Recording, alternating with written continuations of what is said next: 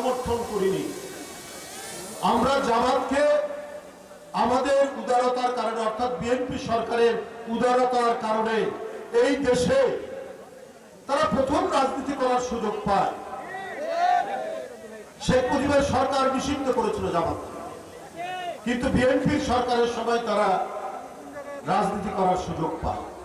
কিন্তু আমরা সবসময় দেখেছি এই দলটির অন্য কিছু বিষয় না, একটা চরিত্র আছে, সেটা হচ্ছে মুনাফেকি।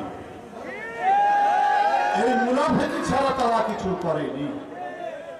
আমরা এর সাথে আন্দোলন করলাম এরশাদের বিরুদ্ধে। হাসিনাও প্রথম দিকে ছিলেন, তারপরে কাউকে কিছু না বলে হাসিনা এরশাদের অধীনে নির্বাচনে চলে গেলেন।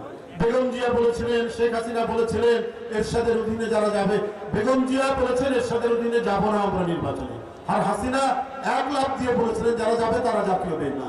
24 ঘন্টার মধ্যে গিয়েছিল, জামাত চলে গেছে।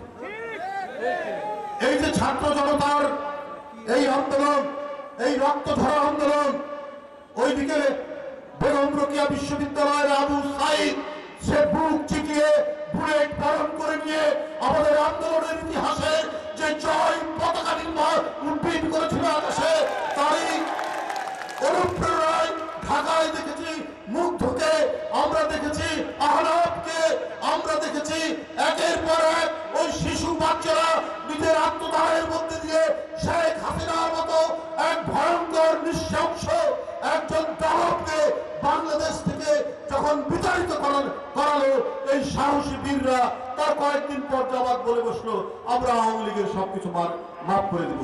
তাহলে আপনি আবু সাইদের রক্ত কিভাবে মাফ করবেন? আপনি মুগ্ধের রক্ত কিভাবে মাফ করবেন? আপনি আহনাফের রক্ত কিভাবে মাফ করবেন?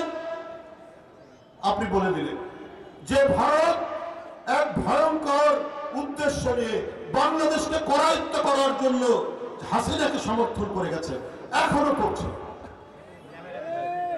যে ভারত তাকে আশ্রয় দিয়েছে।